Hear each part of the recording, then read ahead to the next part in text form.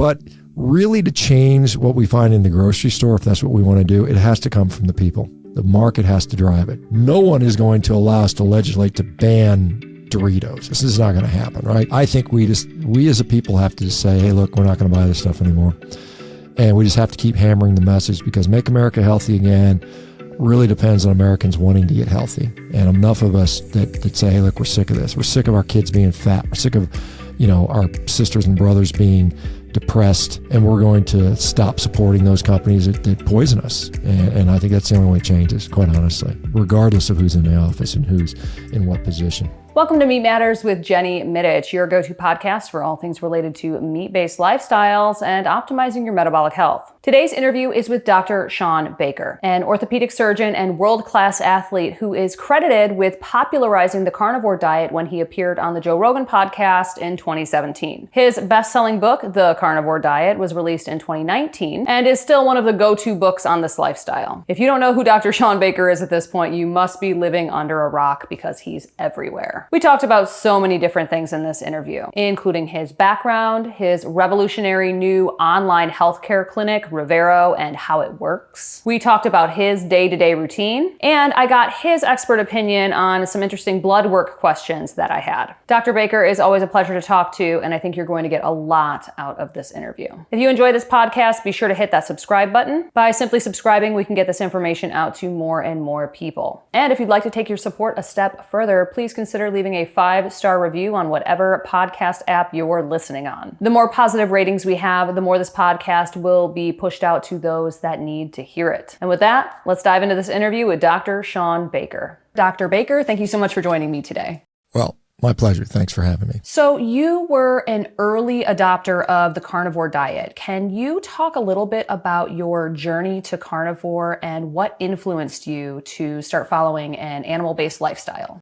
Yeah, well, to be honest, it wasn't really called carnivore. I was the first guy to really popularize that name, because it was called zero carb prior to that. And there was a large group of people in this called Zeroing in a Health Community, run by a guy named Charles Washington, and some of the other older, folks around like Kelly Hogan and others were part of that group, Amber O'Hearn. And so I will, happily give credit to those folks as being someone who influenced my adoption of this diet. I was, I'm obviously a physician. I was a classically trained, regular allopathic physician that went on to do surgery, became an orthopedic surgeon, and was just, humming along, doing my thing and practicing medicine, as most physicians do. And then I started to realize that my own personal health wasn't quite where I wanted it to be. And I was an athlete. I was like, man, I'm an athlete. I think I'm a pretty smart guy. I'm a surgeon. I'm a doctor. I should know how to take care of my health, but it just wasn't where I wanted it to be. And then so I started going down this sort of nutritional exploration, pathway of about almost, 7 or 8 years. And then at some point I ended up on carnivore, zero carb at that point. It wasn't carnivore yet. And I did it and was just blown away by how good it made me feel. I was just like, this is remarkably it wasn't placebo. It wasn't like one of these minimal things. It was in your face smack. Wow, this is a big difference. And so that's kind of what started me on that path. And then, I, of course, got exposed on Rogan's podcast, which, is going to have a big impact on just about anybody with regard to how many people are listening to you now. And, just over the years have just been, kind of plugging away and consistently, kind of sharing this message. And of course, formed a company, Revero. Now we've got physicians that help people do carnivore diets and ketogenic diets and low carb diets and elimination diets. And it's just been a really, interesting and enjoyable and highly rewarding experience. It's just, I can't tell you how much, as a physician, how much better I feel about being a physician or being a healthcare provider, doing what I'm doing now versus what I was doing before. You just mentioned you have your hands in so many different things.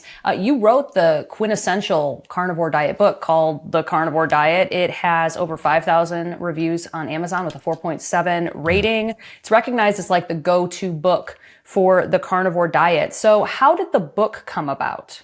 And what was the process of writing it like for you? Yeah, I mean, I had never, ever in my life thought I would write a book. I never liked writing. I mean, I remember being a kid, I hated class. I hated writing. I hated when I got a rating assignment. I hated writing book reports. I hated writing, research papers in college. I hated all that stuff. I was like, I hate writing this stuff. And that's true still today, but when I went on Rogan back in 2017, a publishing company contacted me and said, hey, could you write a book about this stuff? And I was like, okay, I guess I'll do it. So I literally, this would have been early 2018 when they contacted me.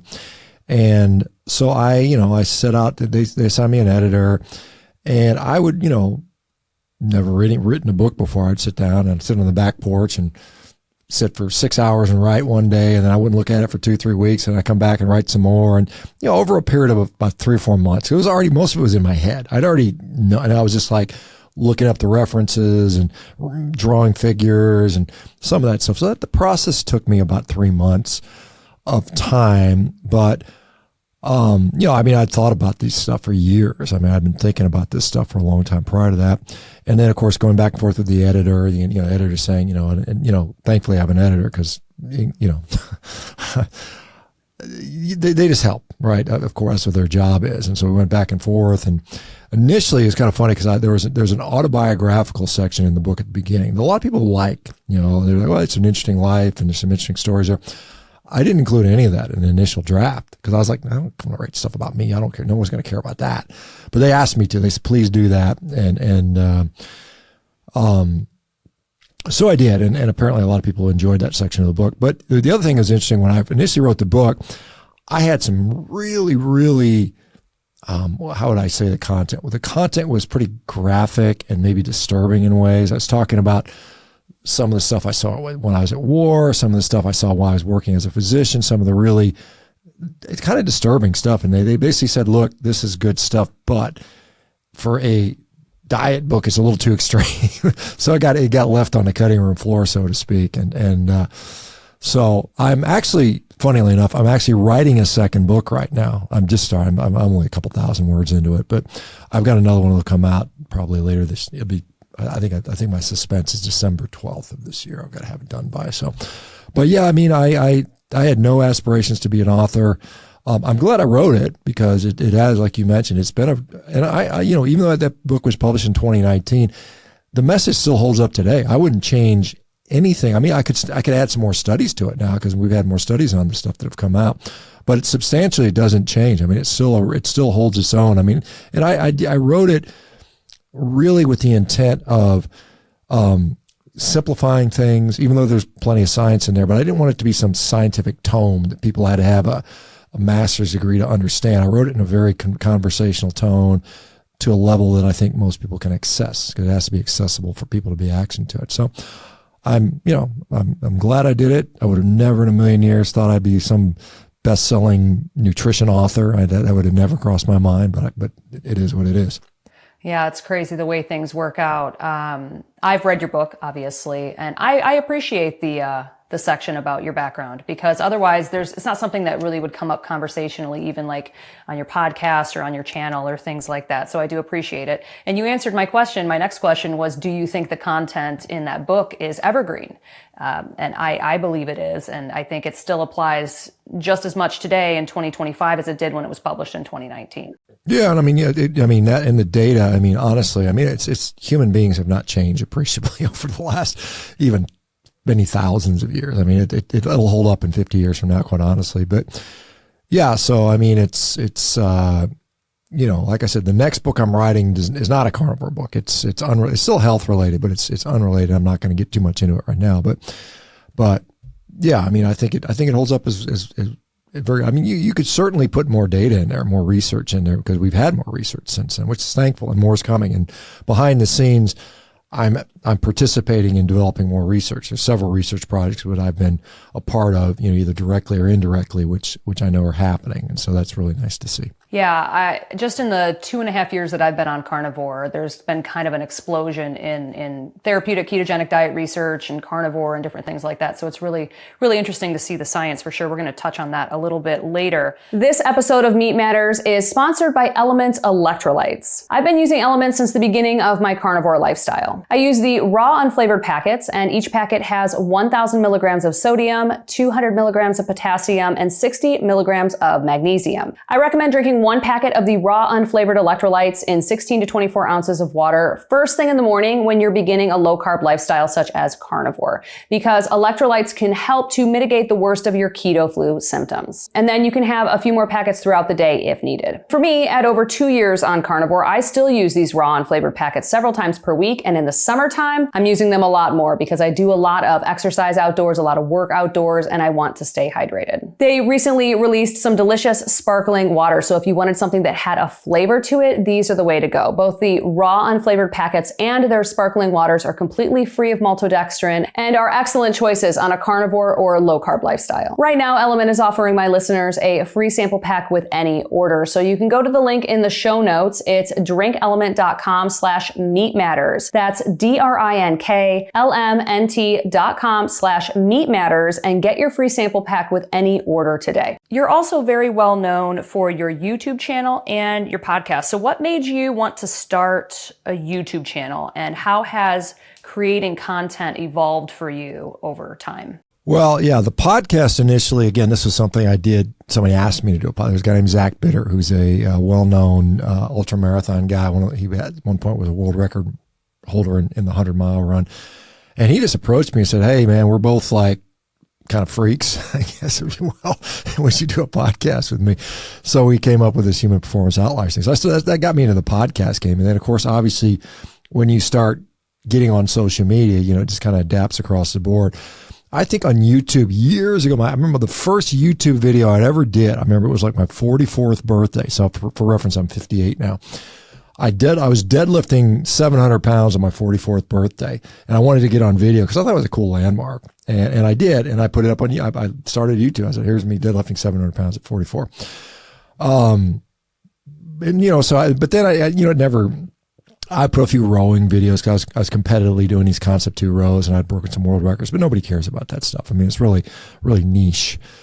And that had been my YouTube channel for 5 or 6 years. And then I got into this carnivore stuff, and I started putting some of that content down, and it started getting, because this is, obviously one of the very early people to talk about carnivore. I probably, honestly, on YouTube, I'm one of the very first persons to talk about it. There was maybe a couple other that were kind of like, maybe like Kelly Hogan or a few other. I don't even know if Kelly had a YouTube at that time.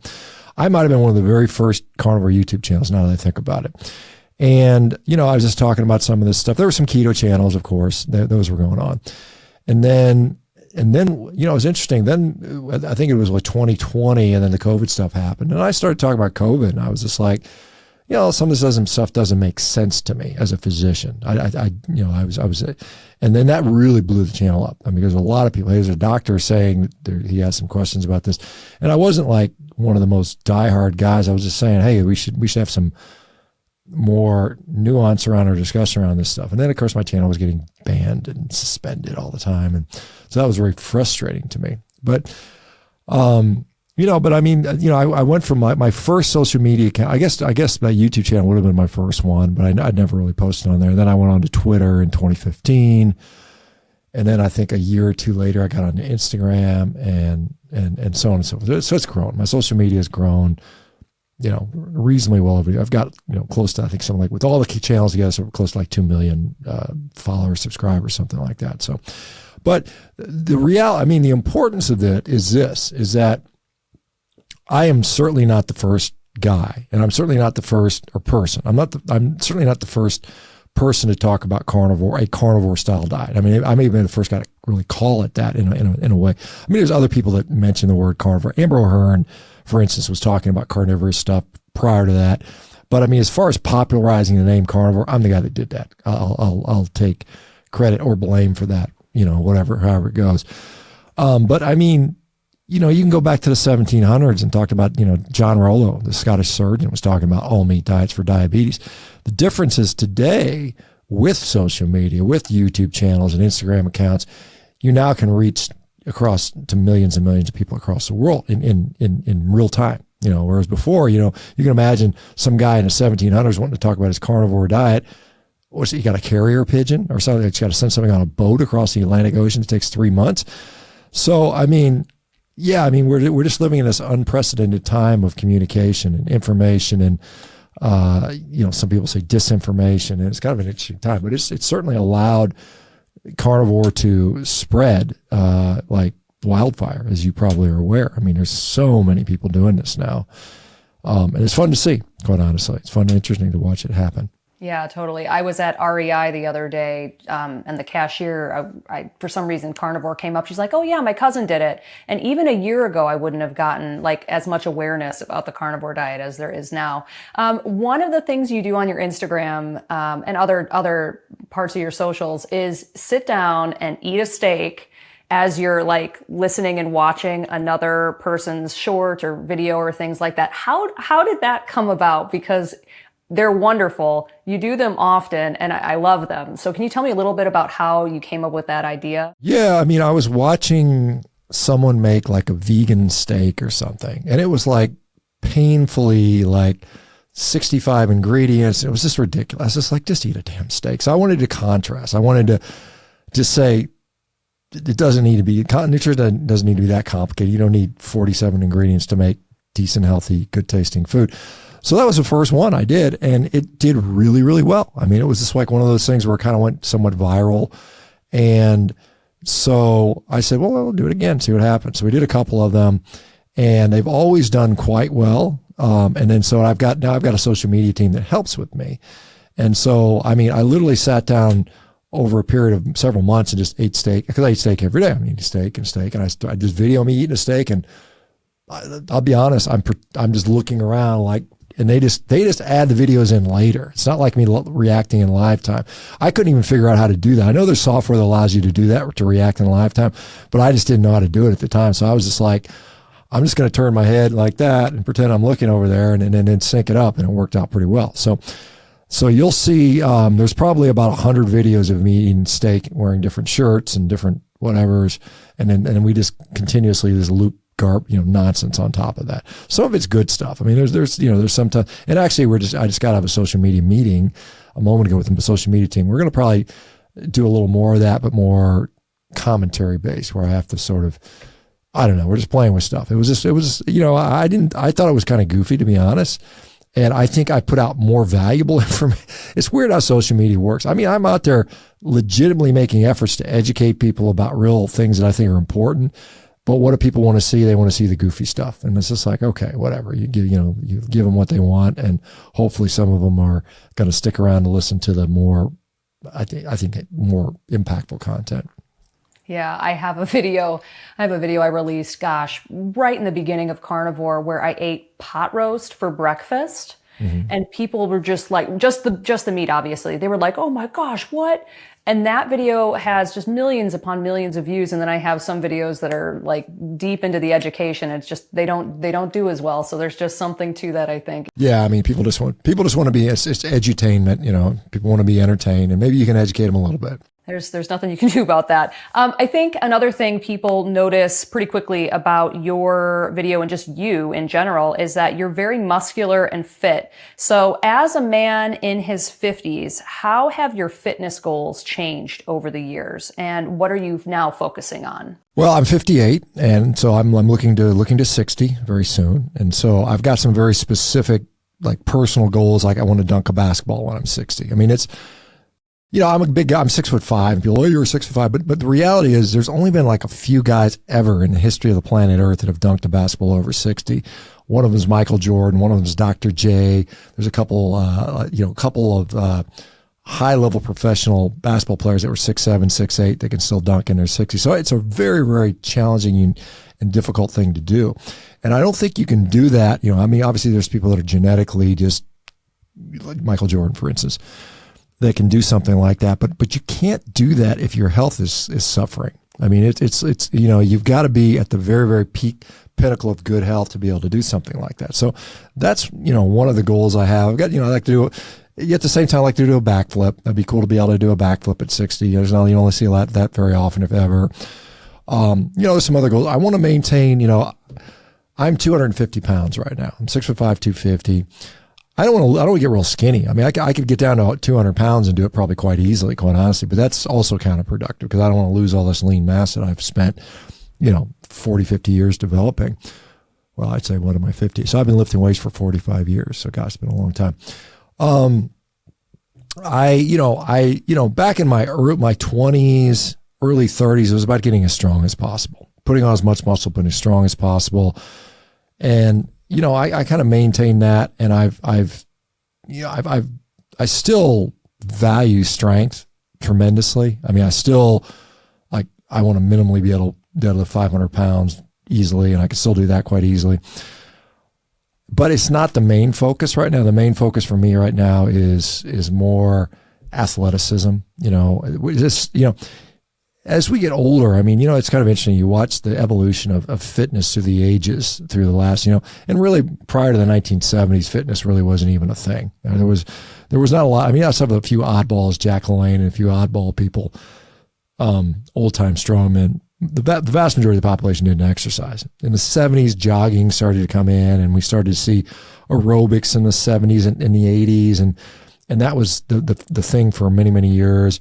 And then 90s, 2000s, people started getting into strength training. And what you see is older people that are quite fit. There's a lot of old marathon runners out there, and now there's quite a bit of old power lifters out there. But what you don't see very much right now are old guys that are very athletic, that can move, that can jump, that can sprint, that can do that stuff. And I think that's going to be the next evolution in fitness as it occurs. And I had a meeting today with a guy who's a plyometric specialist, and we're talking about this. And it's like, he's used to dealing with professional athletes. And I said, look, you need to start tailoring this stuff to an older population, because these are the people who are going to care about this stuff. I mean, can you imagine if you're a 60-year-old and you've got the ability to run around and do cartwheels and backflips and sprint and jump and dunk basketballs and all that stuff? Hell yeah, you're going to sign up for that. You're going to be like, yes, I'll be happy to do that, because we want to. The older we get, the more we appreciate life, I suppose, and we want to appreciate the quality of life. Whereas we kind of take, a lot of people say youth is wasted on the young. Because they don't appreciate it. They don't appreciate what they have when nothing hurts or nothing slows them down. And to get to that, I think it's achievable for many people. That's why I set myself as an example. I like to walk the walk, and I'm saying, look, if I can do this as a 60-year-old man or nearly a 60-year-old man, then what's stopping you, right? And it's not genetics. I can guarantee you that. My genetics are not particularly phenomenal. I mean, I'm tall, but I mean, a lot of that was hard. I mean, I didn't get tall because of hard work, but I mean, everything I do athletically is not because of Carnivore Diet. I want to be very clear about that. It's because I work my butt off, and I've done that in years. Now, Carnivore Diet facilitates it for sure, because I'm not inflamed, I'm not beat up, my joints don't hurt, and I think Carnivore impacts that significantly. And I think, and a lot of people notice that. You'll probably talk to people, hey, I went carnivore, my achy knee stopped aching, or my back stopped hurting, or my whatever, my tennis elbow went away, my plantar fasciitis went away. So when those things go away, then you've unlocked more potential, and then it's just up to you to continue to capitalize on that in what you want to do. Not get it. Not everybody wants to be an athlete.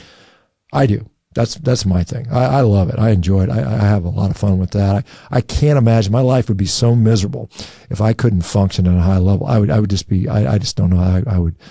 It would crush me mentally to be, and I know there are people that are living with significant diseases where it really impacts their ability to live. It's got to be challenging, and I really, sort of feel for those folks. But the good news is a lot of those things you can reverse, which is really, really fun. Yeah, it's amazing how quickly just the inflammation and the pain goes away on a carnivore diet. I'm definitely nowhere near you in the fitness arena, but I do like to go hard with strength training, and I do some cycling and things like that. But if I'm to eat a high carb cheat meal or something like that, lots of gluten and things like that, my knee almost immediately starts hurting, and I'm not able to do what I want to do. So I think the carnivore diet's kind of like adjunctive to all of that. Yeah, I'll tell you a funny story. Back when I was practicing as an orthopedic surgeon, I remember specifically, I had a woman come to my clinic, and I would see thousands of patients every year. And I remember this woman specifically was talking about how, gluten in bread was making her knee hurt. And this is probably 25 years ago. And I just dismissed her as a whack job. Oh, he's crazy, whatever. Whatever. Okay, let me leave your MRI. Let's see if we can put a scope in there and fix your torn meniscus or whatever. But I just kind of dismissed that because I just didn't give it any credence. I thought it was just whatever. Whatever you say that, I don't believe you. There's no data that shows that.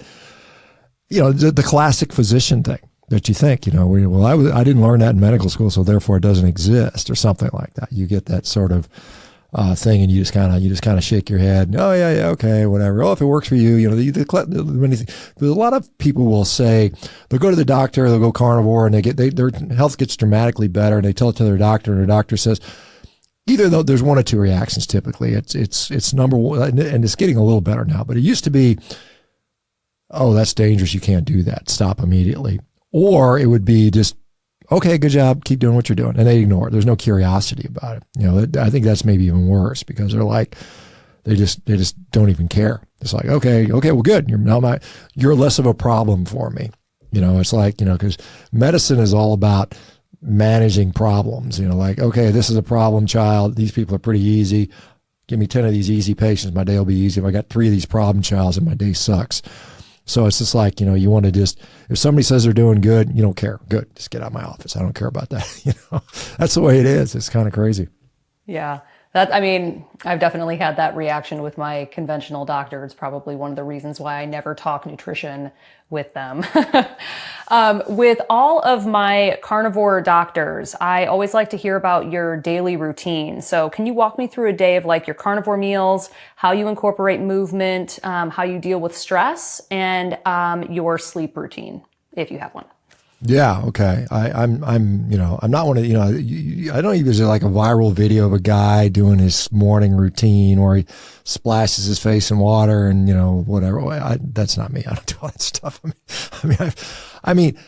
Obviously good sleep is important. So I try to go to bed at a reasonable time, dark room, whatever. I think in the context of diet, I don't eat late at night. If I can at all help it. I try to eat my last meal 5 p.m., 6 p.m. at the latest.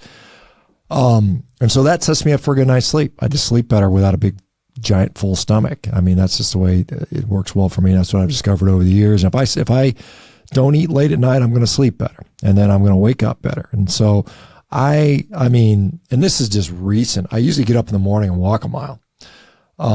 And I go to my garage and walk on the treadmill, or unless the weather's nice, then I'll go out and, I'm in Seattle, so it's kind of rainy often. So I just get up for a quick little walk. Mile takes me about 20 minutes, 15, 20 minutes, something like that. I usually lately I've been doing it barefoot, just kind of, I'm not, I don't know if I'm grounding on the treadmill, probably not, but I'm barefoot. And then I usually pick out some steaks to eat for my first meal of the day, which will usually be my largest meal. Usually is 1 or 2. It's usually like 2 pounds of steak or something like that. Like today I had a lighter meal. I only had about 1.25 pounds. And that usually occurs around 11 a.m. depending on when I have meetings. Because usually my early morning is always almost filled up with meetings and consultations and stuff like that. So my first meal is usually 11-ish, maybe 12. And then right now I'm doing it's 2:00 in the afternoon, my time now. I'm doing a podcast right now with you. So I'm doing whatever meetings, podcasts, today I had 5 or 6 meetings today.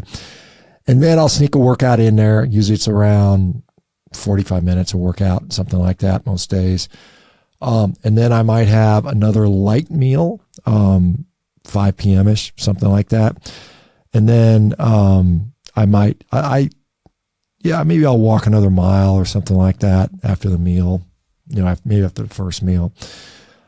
Just because I like doing that after I eat. I just got back from Spain, and the interesting about Europe in general is a lot of walking, a lot more walking in there because, this is a funny thing. It's because they make it so damn hard to drive in Europe. We were driving across Spain, and it was like every 15 minutes was a damn pit, the toll booth, and the gas is expensive, and the parking's impossible. And it's just like, they just don't want you to have a car there. So it's like, take the train and walk everywhere, which is, I don't mind that. But I was just like, well, because in the U.S., you're just used to freedom, open roads, you drive where the hell you want. And, we've got we got a lot more space too. So there's a lot more walking that goes on there. And this is probably one of the reasons so many people are, less obesity over there, is because everybody has to walk everywhere. And while I was walking, I got a little step counter on my watch. That's like 25,000 steps a day or something like that, which is like, 6-7 miles or something like that every day I was walking. And so that's to me a good thing to add to. I don't think walking is going to make you like physically fit particularly. I mean, it's not like I don't consider it exercise. I consider it just non-sedentary activity, which is, in my view, incredibly important. You know, if I were to say, if I was a couch potato, I'd say the best thing you can do for your health is get up and start moving and start. Well, you don't have to go to the gym, work out, just stop being sedentary. So I do that. I don't. Sometimes I'll sit in the sauna. We've got a sauna in the house, you know, in the backyard that we built. I'll sometimes sit in that, you know, depending, a couple times a week, maybe, you know, 30 minutes in the sauna for, I think it's like 180 or something like that. What else was I going to say? Yeah, and then like I said, I usually, you know, go wind down to bed, spend some time with the kid, you know, the kiddos and family, and play with the dogs, and that's it. Not a very exciting routine. It doesn't need to be exciting if it works. How do you deal with stress? Because I'm sure you have a lot of it. Well, yeah, I mean, to me, exercise is a great stress relief. So I enjoy that. I look forward to my exercise. It's like in the days I don't exercise, I don't feel good. I mean, I just feel like something's missing. So even if it's doing a bunch of push-ups, I mean, that's one. I mean, you know, I think that, I think you certainly can, and I sometimes do some of the breathing stuff, just kind of diaphragmatic breathing. You know, we know, for instance, that if you take, like, for instance, 10 deep belly breaths, you know, where you breathe in through your nose, you fill up your belly, blow it out through your mouth, you'll literally, you know, change your autonomic system so you're more parasympathetic driven.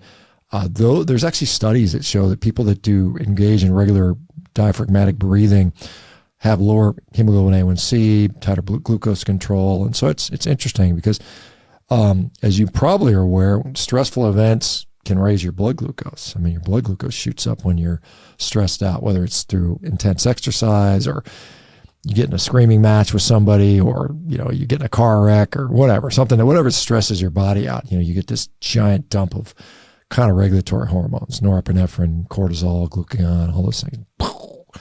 So if you can mitigate that with breathing. In fact, I think that's a great question, because stress, some people estimate that something like 30% of the risk for cardiovascular disease is stress related. It plays a huge role. Like when I interviewed Malcolm Kendrick a few years ago, we were talking about the fact that, you know, during like World War II, just due to the stress of the whole situation, your buildings blowing up, heart disease went through the roof for a period of time after that, while people were under this tremendous, enormous psychological and mental stress that occurred with that. So it does play a role, and it's important to have some good coping mechanisms for that. Now, I try to, you know, the best I can mitigate stress around me. I've got a pretty, you know, my family's not crazy. I got normal people around me. You know, some people are just surrounded by wackiness, and it's like, you know, tough. Good luck to you. Yeah. You really have to pay attention to the people you're surrounding yourself with, I think, first and foremost. And I like your point about stress. A lot of people don't really take stress into account. And it's, I think, one of the most important things, especially in this day and age when we're all tied to our screens and TVs and news from all around the world. It can be a lot on our systems. I wanted to ask you a few questions about Revero. Revero, it's an online clinic that you co-founded. It treats chronic diseases at the root cause. So can you tell me about how Revero got started and what makes it different from conventional healthcare? Yeah, that's a great question. I'm glad you asked that. So when I was practicing as a physician, as an orthopedic surgeon, and I was seeing 50 patients a day, right? Just super busy, in and out, every 5 minutes, boom, new patient. I discovered my own sort of health becoming improving, and I wanted to try to move that over to some of my patients. I thought it could be useful for them, and it certainly was, but it was just, there was no sort of incentive to do that. And, you know, by the place I worked at, the hospital system I worked at, there was zero incentive for me to engage in healthy lifestyle discussions. It's like, we're not paying you for that. In fact, it was actually disincentivized. Like I literally asked them, I said, hey, can I spend like a half a day a week talking about lifestyle with patients? I want to set up longer appointments. And they flat out said, we don't think that's a good idea. Just basically shut up and keep operating on people. That's kind of what they basically sold me. And I was like, oh, this isn't very cool. And so, I was just thinking, even if I wanted to have the conversation and initiate the type of care that I think people deserve and need when we're dealing with these chronic diseases, I've got no resource. I mean, I could send them to a dietitian who's going to feed them the USDA food guide. And so it's not really efficacious. So I was like, how can we do, because, I'm out here griping about how broken the system is, but what are you going to do about it? You just don't want to have somebody sit there and bitches all the time. I'm like, what are you going to do about it? Give me a solution, dude.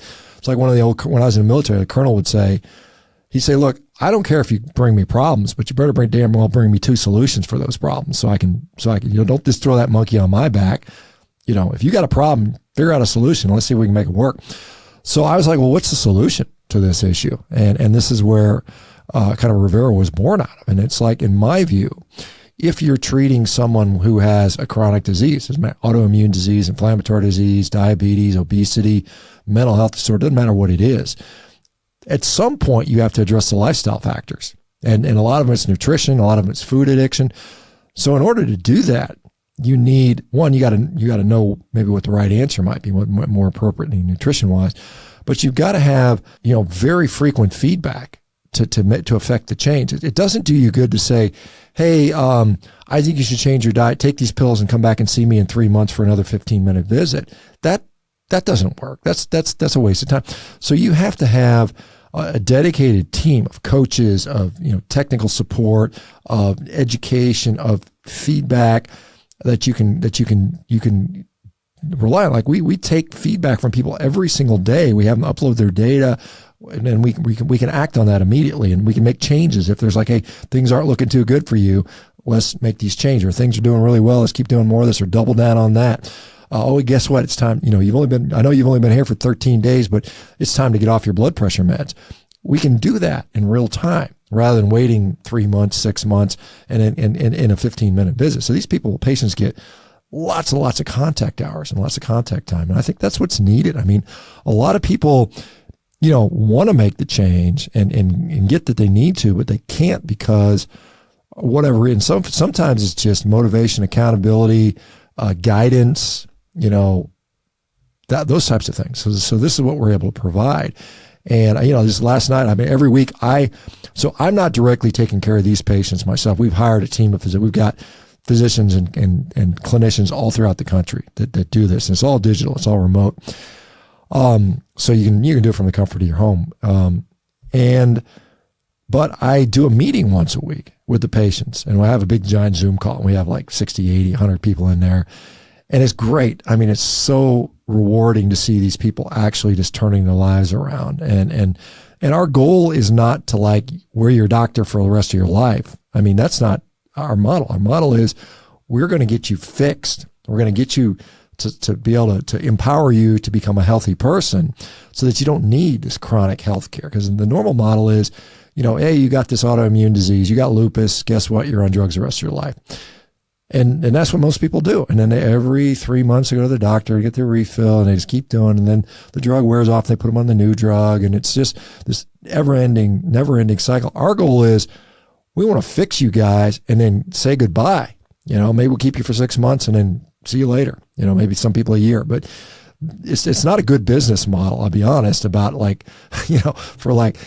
how do we keep people hooked for the rest of their life like the pharmaceutical company does? They don't. You think about all these drugs that come out. All of them, pretty much all of them, are designed to be taken for the rest of your life. That's where all the research money is. What drug can I give you that you have to take for the rest of your life? And these GLP-1 drugs are the perfect example. You got obesity, guess what? It's a disease, and it's just like hypertension. You need to take pills or shots the rest of your life every week until you're 100 years old or whatever it might be. That is not the model we're trying to do. We're trying to actually get people healthy, reverse their disease, and hopefully say, hey, see you later. Good luck to you. That's what we do. Yeah, it sounds like you're giving people the tools they need and empowering them, getting them through the rough part in the beginning, giving them everything they need, and then sending them on their way because they know how to take care of themselves after that point. Largely, yeah, that's largely what we do. Like I said, some people just need more support and not everybody needs it. Certainly. Now, I would say who's ideal. Obviously, if you have one of the issues that we treat, obviously, but more importantly, I think, if you've got some kind of somewhat of a complicated medical, if you're on medications and you need to get off of them, there's a skill that comes to that. If you just randomly stop a medication, depending on what it is, it can be catastrophic. I mean, people can have seizures if they come off psych meds too early. There's, people can have hypoglycemic comas if they go off of, some of these, if they continue meds too long, or there's things that happen. So you need to have a skillful team of healthcare providers that understand this and understand how to deprescribe these things safely. Yeah. And I was going through the website, and it looks like you do a lot with nutrition. Can you talk a little bit about that? Yeah, we absolutely do. Nutrition is foundational. I think there are a few things that, I know a lot of people in the biohacking world, there's so many, methylene blue and red light therapy and grounding and, all this stuff that people do. And it's like, yeah, that's all great, but that's not the real game changers in my view. I think the real game changers, I know it sounds boring and simplistic, but it's proper nutrition, good sleep, activity, circadian biology, a little bit of sunshine, stress mitigation. And so we focus on those things. Nutrition is one where we definitely, I don't think you can get healthy, really truly healthy with a poor diet. I just think, I don't care what disease you're treating. Yeah, you can medicate the symptoms and you can make a little bit of improvements, but if you don't address the nutrition piece, you're never going to be able to truly get someone healthy. And so while we certainly do carnivore diets, and a lot of our customers are carnivores, are on carnivore diets, and we put people on carnivore diets all the time, it's not the only thing and the exclusive thing we do. Some people don't need a carnivore diet, to be honest. Not everybody that needs to lose 20 pounds has to go on a carnivore diet. Not everybody that has, a certain condition needs a full carnivore diet. Now, what we do is we tailor it and we see this is what we suggest you do. And then we get feedback, say, how's it working? And if it's not working, then we make the adjustments. And we have it in a very data-driven way where we've got data from other patients in similar conditions with similar disease processes and similar demographics to you. Because I think it's not just, it's not super straightforward in that every person that has diabetes is going to act exactly the same, because some of them have different comorbidities. They might have diabetes plus depression plus Crohn's disease. That person you need to treat a little bit differently than you do otherwise, just regular diabetic, I suppose, for lack of a better description. So, yeah, we definitely work with nutrition. It's a big part of what we do. It is a major focus. It's not the only thing we're concerned about, but it's central. And I think it's central to health. As people say food is medicine, or, the doctor of the future will, prescribe no pills and prescribe food or something like that. It's like, I guess I'm trying to think of the phrase here about, if you neglect your nutrition. Anyway, nutrition is front and central in what we do. So within the context of the app itself, you're also tracking biomarkers. So what kind of blood work do you do? Do you track glucose, things like that? Yeah, glucose, ketones, weight, blood pressure, a lot of subjective things. Everybody that starts, there are disease specific questions that people start with. So it's like if you come in with IBS, there's a questionnaire that has, these are the routine clinically validated things of IBS, and we follow up on that a few months later and see what we're doing there, so we can get a sense of what's going on longitudinally, how the patients are. And we're going to be publishing that data too. This is part of the thing, is that we will collect data so we can see. And the other thing, we're looking at medical costs too, because we want to, it makes sense. Obviously the patients appreciate being healthier, but when it comes to the healthcare system in general, if you can say, look, we're actually saving money down the road for, potential maybe employers and things like that as we continue to grow as a company. So we want to collect a lot of data on folks. And so we have labs, when you sign up, you get your labs done for you. We have a certain set of labs depending on your condition that we're going to do. And that's part of it's included in the sign up, type fee. And then we routinely repeat that to see what we're doing. Like diabetics, we had someone that started with a hemoglobin A1C of 15, and then 2 months later they were down to 7 something. So we're improving a lot of these numbers pretty rapidly. Of course, weight's going to fluctuate. A lot of people want to lose weight. That's pretty common. So yeah, we're tracking a lot of data. Well, it sounds like, personalized, individualized care that's going to be pretty revolutionary in our healthcare system. So if anybody out there listening would like to save 10% on their first month, they can head over to revero.com/Jenny Mitich. I'll put that link in the show notes. I'm very excited to try it out. I got to go get my blood work done. So we'll see how that goes. Now on my channel, I do a ton of N of 1 experiments and blood work videos. So I had a couple of questions for you about blood work. If you were thinking of one blood test that a person could get done to evaluate their overall metabolic health, what would that be, if any? I'm gonna be a little cheeky here. I would get a waist to height measurement, honestly. I mean, that would be, to me, it'd be more valuable, because here's the reason I say that, because I can get some like here's I think a lipoprotein insulin resistance score is a pretty decent one. So it's a proprietary LabCorp data. I think, I'm trying to think. The guy, Bill Cromwell, I think actually came up with that study.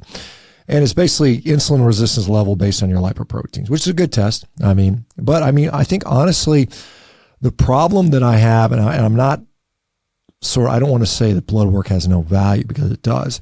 But the problem is that sometimes, and not sometimes, pretty routinely, it's a snapshot and it changes so dramatically. As you know, anybody that's wearing a CGM knows their blood glucose can change 50 points in an hour. And so it's like, what number do you let your blood pressure can go up or down? Your cholesterol can go up 100. I've had my cholesterol change 200 points in one day. So, it's very dynamic. And so what's not dynamic is your waist to height measurement, because that's a great indicator of insulin sensitivity. It's a great indicator for risk for things like diabetes, heart disease, dementia, cancer, and so on and so forth. So I'd say just get a simple waist to height measurement, and that's what you should be tracking. I think we just focused on that and not really worried about all the minutiae in the labs. If that's going in the right direction, generally, there's occasional exceptions. Obviously, if you got cancer and you're wasting away, your waist height's going to get better. But in general, and just for reference, if you're 6 foot tall, your waist should be under 36 inches and probably closer to 34. You want it about 47% of your height. Your waist measured at your belly button with a relaxed setting, not sucked in, but just relaxed gut, belly button around. That's what we should look at. Men, women, the same. And it doesn't cost anything. If you got a little cloth tape measure, you got whatever that costs, $2. You could have a great tool. So that's what I would focus on, quite honestly. I am happy to announce that my new book, Complete Carnivore, is now available for pre-order. Complete Carnivore is an in-depth guide to the carnivore diet, along with 80+ carnivore recipes. And they're not just like cooking meat recipes. There's recipes for carnivores at any stage of their journey, and it definitely helps you mix it up a little bit if you're getting bored on the carnivore diet. When I was writing this book, I was really aiming to make this like the encyclopedia of the carnivore diet, and I am super excited for you to read it. Pre-sales are a huge deal for any first-time author, so if you'd like to show your support for me in any way, please consider pre-ordering this book. I will put the links in the show notes. Amazon and Barnes & Noble both have really good pre-order deals, where you will get the lowest price the book ever was from the time that you pre-order it to the time it's released. So let's say, for example, Amazon has a flash sale on my book, and you've already pre-ordered it, but then it goes down in price to like $20. Well, on release day, you will pay that $20 lowest price because you had already pre-ordered the book. Also, the book typically ships on release day, so you get it right away. Let's get this book onto every bookstore shelf in America and share the healing power of the carnivore diet with the world. Pre-order links are in the show notes, and I thank you so much for your support. I really appreciate it. I also wanted to ask you about elevated A1Cs on carnivore, because this is something that I've experienced and I believe you've experienced as well. What are your thoughts and theories as to why this can happen sometimes? Like for me, I wear a continuous glucose monitor all the time. My average glucose is about 80 to 85, but my A1C was tracking at like 5.6, 5.7. It was going up, so it didn't match. Can you talk a little bit about your experience with that phenomenon?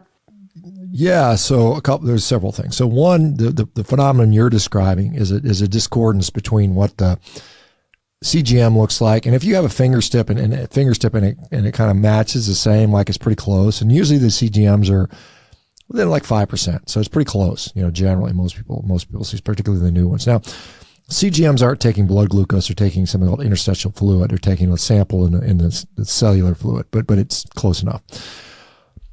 The thought is when there's a big discordance between what you see on the finger stick or the CGM and a higher hemoglobin A1C, is that the red cells probably are just living longer. The assumption is when you take a hemoglobin A1C is that all of your red blood cells are living for exactly 90 days. And we know that's not true. That's kind of an average. But I mean, some people, the cells live a little longer. In healthy people, the cells probably live a little bit longer. So maybe instead of living 90 days, they live 103 days, right, on average. And so now you've got 10% more exposure to glucose. And so that's going to mean, 10% higher A1C. And that makes, and you can look at that. I mean, you can look at it like with a CGM. You can get a fructosamine. That's one thing that occurs. Now, the other thing that might occur is we've seen this, and this is something that I talked about many, many years ago. Like, if you go back to some of the early literature on the Eskimos at the time, they're now Inuit. It's offensive to call people Eskimos these days, but back then, there was a paper, I think 23 or 25 or something. It was called Metabolism of the Eskimos. And they noted that many of the Eskimos at the time had a glucose level approaching about 120 fasting, right? Which is high. By today's standard, we'd think anything over 100 equals prediabetes, right? Anything over 126 is diabetic. So these people had higher blood glucoses. And part of that was, what are they eating? And it said they were eating between 4 and 8 pounds of meat a day. These little small Inuit. And Inuit aren't big people. They're small. Like the men are like 130 pounds. But they were in a freezing Arctic where they needed a lot of food to keep their body warm. So like I said, that energy is being used up. You're constantly just using energy to stay warm. So they had this high input of not only calories, but also protein. And so they adopted this somewhat higher glucose, very not too dissimilar to a carnivorous animal. Like if you look at, for instance, carnivores in nature where they've checked blood glucose, like for instance, a cat will run a blood glucose as high as 120 normally. And it's not considered diabetic, right? It's like normal cat physiology. Same thing with like a dolphin. A dolphin is another carnivorous animal. It's a mammal that lives in the sea, and all they eat is fish. They're on a high protein diet. So they just run this higher level of glucose, but they don't have, like the Inuit in particular at the time, did not have any increased evidence of diabetes or diabetic complications, which would be, retinopathy, blindness, amputations, kidney disease, heart disease. They just didn't have any of that stuff. So the thought is maybe it's normal, consistent carnivorous physiology. Now, Dr. Eric Westman and I kind of talked about this a few months back when I was on his podcast, and he sees the same thing.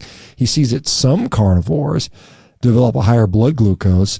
And the question is it concerning? Is this diabetes? Now, it's not like we're seeing 150, 160s. We're seeing like 105s, 104s, and it's like, is that bad? And the answer is, I don't really know for sure. But I would put it to you this way. Like if you go on a carnivore diet and you do it a very, very, very ketogenic way, and you eat lower protein and just lots of fat, your blood glucose is going to be low, right? That's pretty clear. You can test that on a CGM. If you just go on like, I'm going to eat like, 90% fat and 10% protein, you're going to have really low blood glucose, almost guaranteed, for most people. And the question is, but what does that do to my like body composition? Do I start losing muscle and gaining fat? And is that actually better for me, even though my blood glucose is lower? And I don't know. I don't know the answer. My gut instinct is it's probably better to be lean and muscular. I know it feels better that way. I'd rather be that way than kind of soft and thin and fat, personally. That's just my personal bias. Now, what impact it has on long-term health, it's hard. I'm not the guy that's going to tell you carnivore is going to make you live forever or even live longer or shorter, because we just don't know. We really just don't know. I think you could say, well, we could look at some of these things, like some of these metrics, like renal function. What's going on with my kidneys? Are they tanking? And again, this is another thing where you have to have some nuance here. You've got to check a cystatin C instead of a creatinine. Creatinine is going to give you an inflated number because high protein diets always raise creatinine. And people say, oh my God, well, that means your kidneys are failing. No, it doesn't mean that. It just means you're eating a lot of protein. It could mean your kidneys are failing. It's not that it's mutually exclusive, but in general, it just means you're eating a lot of protein. And how do you sort that out? Well, you can either directly measure it, which you got to go to a nephrologist to do, or you could just get a cystatin C, and that'll give you a pretty good estimate that doesn't care about protein. It's like, we're going to check your kidney function irrespective of what your protein amount is.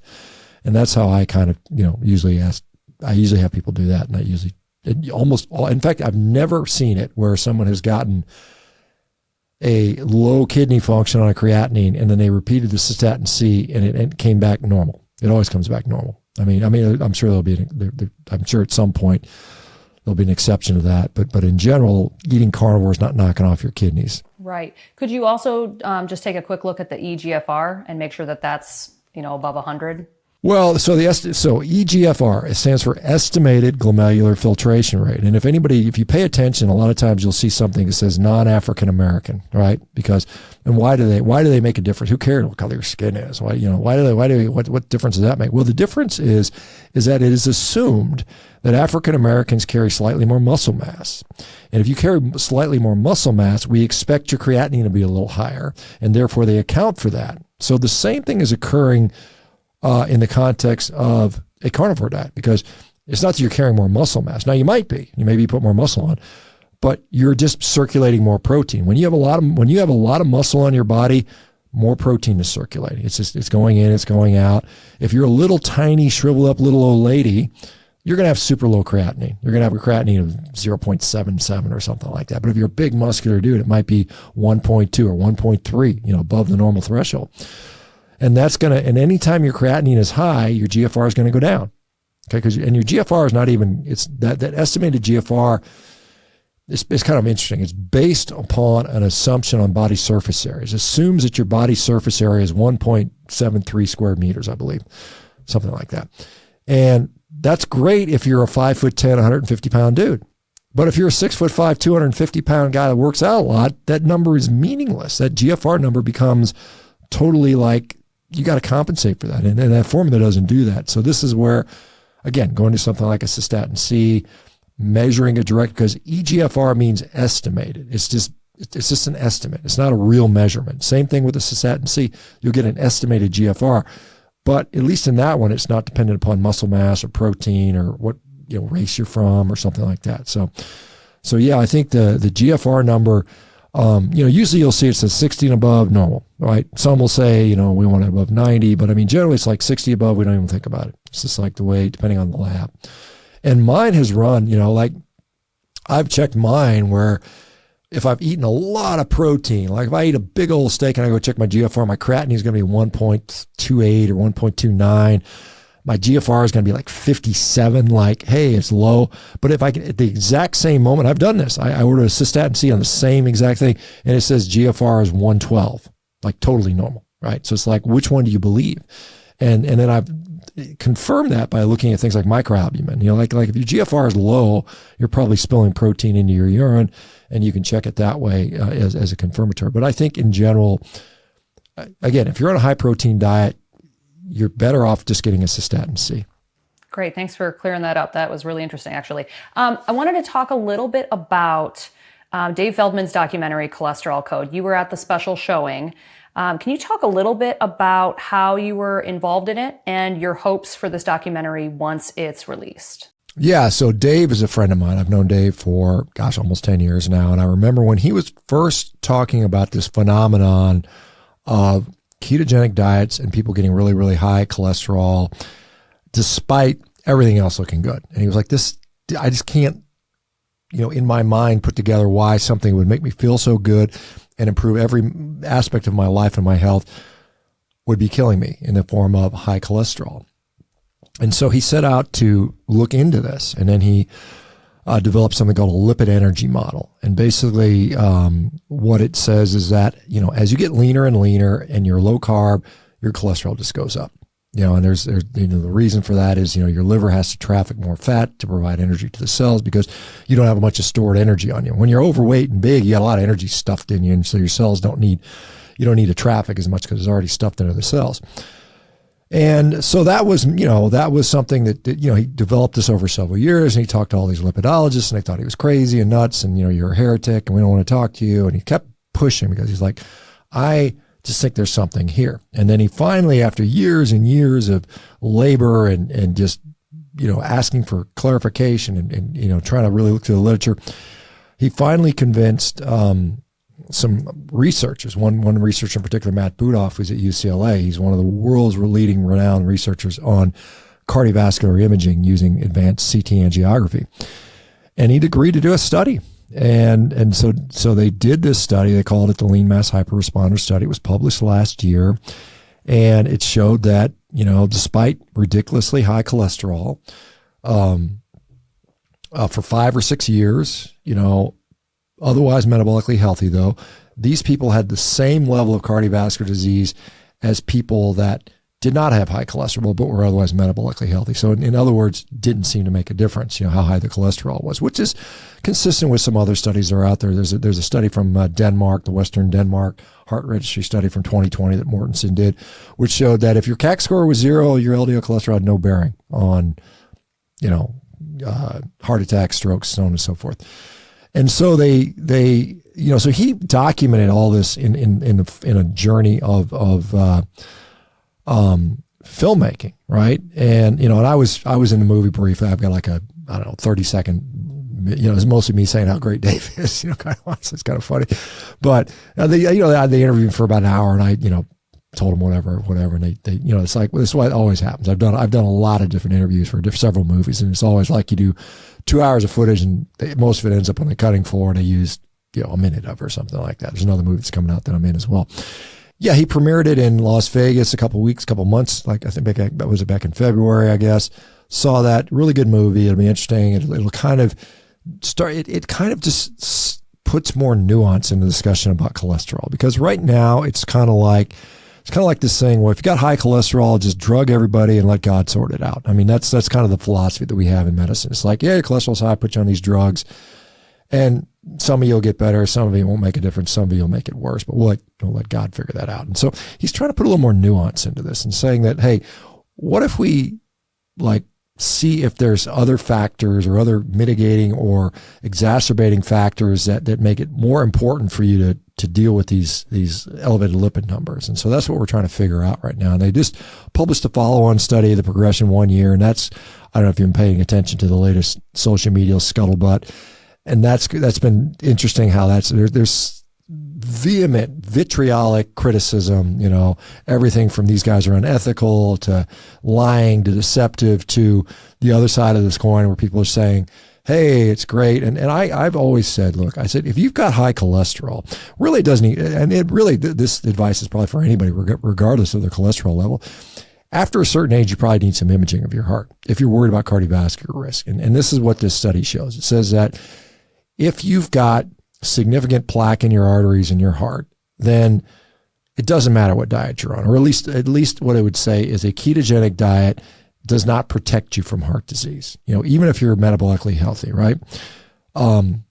If you don't have cardiovascular disease, then a ketogenic diet doesn't seem to hurt it.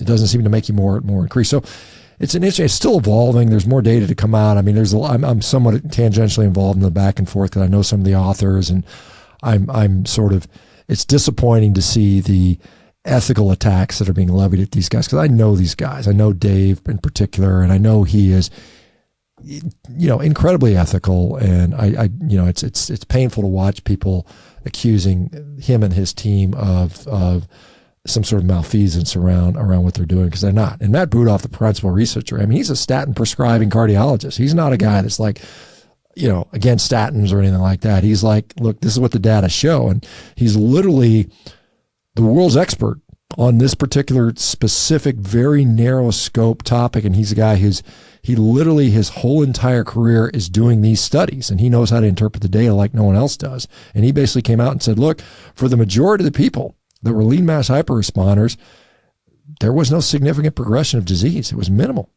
And yet the pundits, the sort of the midwit pundits, are all saying, oh, look at this massive progression. It's the worst thing we've ever seen in the history of cardiology. And it's just not unfortunately, it's not, it doesn't appear to be true. And we'll see how things play out of the next time. But yeah, the movie Cholesterol Code, I think will be coming out in the fall. I think Dave is pretty excited. I think maybe it'll come out on Netflix or Amazon or something like that. I don't know. He said he's pretty excited. He's got a pretty excited about who's going to distribute it. So he hasn't announced it yet, but I think it'll come out like around September, I think. Yeah, I talked to him in Vegas over that weekend, and he was talking about they were working on getting the streaming network figured out, but I'm pretty sure they've already done that. I'm excited for it to come out. I think it's going to be a good counterbalance to some of those, crazy vegan documentaries that are out there, because Dave is very nuanced, and Dave is, I would say, ethical. I mean, to a fault. The smear campaign against him isn't going to go very far, because he is very adamant about keeping the science pure and clean. That's where the crowdfunding comes in, for these studies. So yeah, it's sad. It's sad that that's what these pundits have to resort to. Well, but I mean, at least he's not being burned at the stake. You look at, you go back to like the days of Galileo, where they excommunicate the guy from the church and put him on house arrest for the rest of his life because he developed the heliocentric model of the solar system. Hey, it was Earth revolves around the sun. How dare you say that? So anytime, like I said, there's a lot of vested interest, and there's a lot of people whose whole careers are tied up into this rigid dogmatic belief. And if you attempt to challenge that, they just come after you with every resource they have. And it's surprising. I mean, I'm not surprised at the vitriol. And it may get a lot worse. Who knows? We'll see. Yeah. Yeah, very true. So with the whole Make America Healthy Again movement, regardless of political persuasion, what are your hopes? What improvements and changes would you like to see that you think would have the most impact? Well, I think you have to get out the conflict of interest out of regulatory agents. You got to stop the corporate catcher. We can't have the FDA, we can't have the USDA taking money from drug companies, food companies. I mean, and have them regulate this. This doesn't work. You've got to do that. You've got to ferret that out.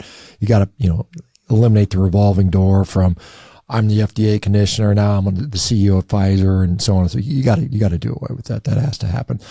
I think, with regard to drugs, and I'm not anti-drug that we should never develop any drugs, but I mean, when we're in there fast tracking drugs, and then there's no mandatory reporting, like a drug goes to the market, and we have this voluntary system called MedWatch. So if you get like on one of these weight loss drugs and you die, or you have this horrible complication, odds are very high that it never gets reported.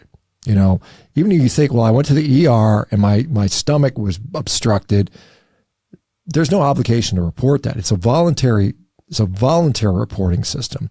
And the reality is less than about 1% of these things ever get reported. So we've got all these drugs that are out there that might be harming people. We don't really know. We might find out. It might take us 10 years to figure out something that if it was mandatory, we could figure it out in 3 months or something like that.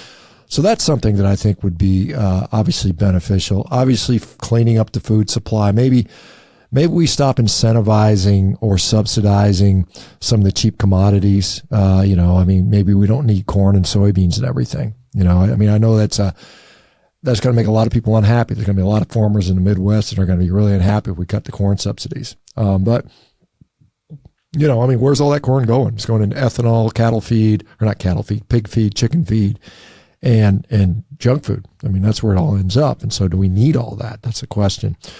I think that what I hope it doesn't do, and I know there's a lot of people talking about the COVID stuff, and they want some accountability for COVID, and they feel like the COVID was mishandled, and there's people that are actually quite maybe unethical or even evil that need to be held accounted for, and we'll see how that happens. But the other thing, what I don't want to see it turn into is just we trade out, the pharmaceutical industry is bad, but now we've got this giant supplement industry. Whenever the answer is all these supplements, and as some people may or may not realize it, the pharmaceutical industry owns most of the supplement companies anyway.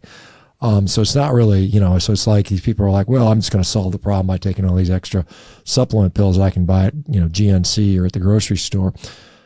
I don't think that's going to be the answer either, unfortunately. I think, I don't know how much willpower there's, because if we were to say, let's just say, and this is never going to happen, let's say we're going to ban ultra-processed junk food, and all of a sudden the grocery store is not going to have that whole center giant thing of sweet and salty granola bars and cupcakes and Doritos and Coca-Colas.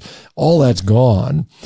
You're looking at trillions of dollars of economic money gone just from the United States. And so that they're not going to stand for that. So we've got to figure out, I think it has to be educational. I mean, hopefully, I think as much as you've got RFK in there who, on the surface seems like he really wants to do a good job, and he probably does. I don't doubt it, but he's got a lot of things, a lot of people that are going to be influencing him from both sides. The food companies are going to be trying to, we're doing the best, and maybe not in good faith, but really to change what we find in the grocery store, if that's what we want to do, it has to come from the people. The market has to drive it. No one is going to allow us to legislate to ban Doritos. This is not going to happen, right? You might be able to change some of the ingredients, maybe a little bit, but that's kind of, it's kind of like a little bit. It's like pissing in the wind a little bit. It's not going to make that much of a difference. I think we as a people have to just say, hey, look, we're not going to buy this stuff anymore. And we just have to keep hammering the message, because make America healthy again really depends on Americans wanting to get healthy. And enough of us that say, hey, look, we're sick of this. We're sick of our kids being fat. We're sick of, our sisters and brothers being depressed. And we're going to stop supporting those companies that poison us. And I think that's the only way it changes, quite honestly, regardless of who's in the office and who's in what position. With all my carnivores, I always end with some rapid fire carnivore questions. Would you be okay with that? Sure. I'm not a very good rapid fire answer, but I'll try. I usually get long winded. I try not to be I try not to say anything, I don't think there's always yes or no answers aren't always good. There's always nuance there, but I'll try my best to be unnuanced if I can. I love that you're nuanced. You be as nuanced as you want. That's fine. What is your number one tip for a new carnivore? Yeah, that's a good question. So I think that you have to, and again, this may not apply to everybody, assuming you're doing carnivores for some health reason, which I think the main reason to do this, you've got to change your relationship with food. You've got to just, you've got to unaddict yourself to the garbage stuff. The sugar, the processed food, the ultra processed food, whatever it might be. And that is something that may not equate to weight loss initially. I mean, I just think you just got to eat enough. You just got to eat enough so you don't want garbage. How much should I eat? People are like, Dr. Baker, how much should I eat? I say, eat enough so you don't want a cupcake or whatever, your pizza or whatever the junk food is. That's probably the best thing. Just eat plenty at the beginning. And again, that may not be the advice I give you 3 or 4 months in, but I mean, in the beginning, you got to eat enough so you don't want this other stuff. And then once you get there, you've got some things you can change around. All right. What is your favorite carnivore food? Well, I like steak. I like fatty steak. I had a ribeye a little bit ago. It's great. I've liked ribeyes for damn near 10 years straight. I've probably eaten 5,000 ribeyes in the last 8 or 9 years. I'm not even exaggerating. I mean, it's insane. It's ridiculous. I'll be honest. I mean, I've said this many times. I get a lot of ranchers just send me their steaks because I'm a great advertiser for beef, and I think it's a great product. So these guys send me a box of meat with 10 ribeyes in it. Hell yeah, I'm going to eat them. I mean, why wouldn't I? So so I'm always eating damn near steaks all the time. So I like ribeye steaks. I think they're wonderful. If there was only one thing I could eat the rest of my life, it would be a ribeye steak. Now, it's not that's the only thing I eat and the only thing I like, but for sure, it's got to be the top. I had a feeling that was going to be your answer. If you were stuck on a desert island, what 3 things would you bring? And these don't have to be carnivore, but they can be anything. Oh my gosh, I was stuck on a desert island. And is there any hope that I can get off of this desert island, or am I stuck here for the indefinite period? For a little bit. You're stuck for a little bit. Yeah, I was going to say, because otherwise I'd say, can I bring a boat or something? No, but that would be smart. Yeah, I'm just thinking about how do I escape, because obviously, but if I'm not, do I have a cell phone? Do I have this? Let's see. What would I need? I suppose just from a survival standpoint, I'd want to have something that I can start fires with. I'm trying to think of the survival mode. I'd want to have something where I could acquire water, maybe a water purification device or something that I could do that. And then maybe something warm to keep me warm. I'm just thinking about surviving, just like so I don't die, because if I die early, it doesn't matter what I bring. If I could bring, like a sous vide machine and I'm dying of hypothermia, then it doesn't happen. So I guess, there's probably people that are survivalists that would tell me other things, but I think you need something, you need to have the capacity to make fire, maybe a sharp knife, and then some water, and then depending on can you warm yourself, maybe some clothing, but that's 4 things. So that's all right. You're Dr. Shawn Baker. You can have 4. What is the most common mistake that new carnivores make? I don't want to say something funnier, but I mean, the reality answer is probably most of them undereat. That's probably the biggest number one, is they just don't eat enough. And that probably gets people more trouble than anything else. And in the beginning, I think that's the number one thing I see in the beginning is they undereat. Now, some people overeat. I mean, there's this belief that you cannot gain weight or body fat in a carnivore. That's patently false. You can. You absolutely can. I can. I've seen people do it all the time. There's some things that you have to, I mean, again, in the beginning, I think it's just eat enough so you don't want cupcakes. And I think that's the best. And if you don't do that, then you're going to struggle. Yeah, I can definitely eat enough, more than enough food to gain weight on carnivore. I have to be careful with that. Okay, so I've encountered a weight loss stall on carnivore. What would be your advice to get the scale moving again? Well, I mean, obviously I'd look at the details of your diet. I mean, a lot of people like dairy as a particular hang up for people. I mean, if you look at what is the purpose of dairy, why does dairy exist? It's to grow stuff. It's to make things get bigger, right? So if you're eating a lot of dairy, it's very easy to overconsume. If you're drinking your calories, liquid calories, that's a problem because it's very easy to consume calories when they're coming in liquid form. I mean, obviously on a carnivore, it's water, coffee, milk, or something like that. So it would be the milk type things. Or the cheeses, the dairy products are there. I would look at, like stall. So like, let's say I started at 200 pounds and I dropped down to 150 pounds and I really want to get down to 130. So if you went from 200 to 150, you've now become a smaller animal, right? I mean, a lot of people think, well, I started out as eating 1.5 pounds of beef every day and I lost and I hit this stall. And I'm like, what are you eating? Well, I'm eating 1.5 pounds of beef. So you're eating the same amount of food you're eating when you're 50 pounds heavier. And now you're not losing weight. Well, you probably turned into a smaller dog. Like I've got 2 dogs. I got a big dog. I got a 60-pound golden and a 20-pound Coton de Toulier. I don't feed them the same amount of food because one doesn't need as much. And so I think you have to be cognizant of the fact that, there is the concept of how much food you eat does impact you. It's not unlimited as much as you can eat all the time indefinitely. I mean, in the beginning, that might work for some people because you're just not used to the satiation of it, but your body gets used to that. And then all of a sudden you're able to like I can easily eat enough to put on weight on carnivore. I mean, and for me, it's about 4 pounds of beef a day, which I can eat with no problem. As big as I am, I can put down 4 pounds in one setting. So I don't have any problem with that. And I like to do it. It's like fun. It's like, I get to eat and I'm so full and there's this thing. So you have to exercise, maybe some level of restraint. I think you can play with the fat and protein content. Some people find that by going up on the fat, believe it or not, they actually lose weight. But conversely, many and probably most people find that lowering the fat a little bit, upping the protein actually helps them lose weight. I mean, of course, you want to look at some of the other factors there because, there's only, when you're 0 carb, you can't reduce your carbs anymore. There's nowhere to go. So there's other levers. What are we doing activity wise? Are we sedentary? Can we be more active? Can we add some exercise in? How's our sleep? If we're not sleeping very well, then we're more insulin resistant. If we're more insulin resistant, we tend to not transfer energy as well. And then we end up being more hungry than we might need to be. Some people have success with intermittent fasting or playing with different fasting periods of time. I think those are valid for some things. I think the only caution I would give to that is to don't sacrifice muscle during that. And the way to not do that is to make sure you're regularly engaged in strength training so that your body gets the signals that tissue is valuable. If you got a big muscles, but they're not being used and you're fasting, your body's going to say, hey, well, we're not using that stuff. Let's turn that into energy. So you want to give that signal that your body needs that muscle. That's really important. What else is there?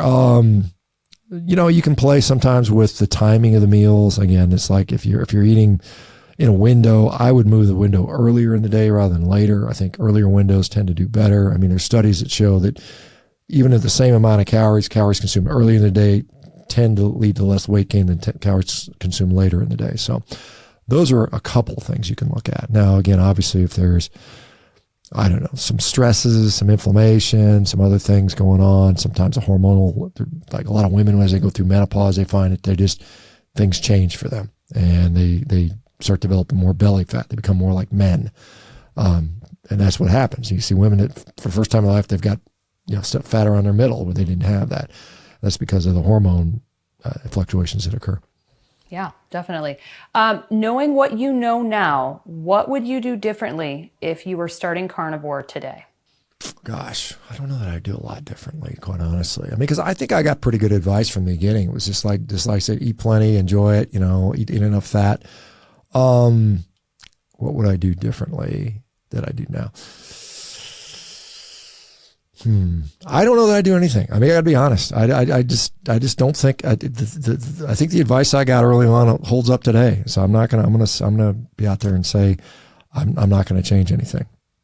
Crazy if that sounds. And that's okay.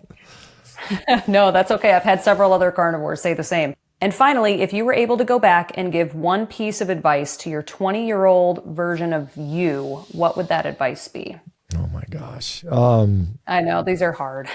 I don't think the 20-year-old version of me would listen to me anyway. I mean, that's just, I probably, who are you, old man? Go away. Leave me alone. I think that, I think perhaps, and I went into medicine, and I'm glad I went into medicine.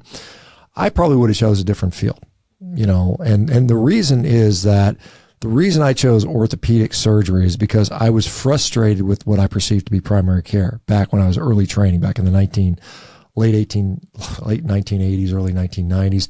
I saw how frustrated the primary care physicians were, and I didn't want any part of that. I was like, just let me be a surgeon. I ain't got to deal with all that crap and non-compliant patients, and I'm just going to operate them, fix their leg, put a metal rod in there, put plates and screws on there, and they're good to go.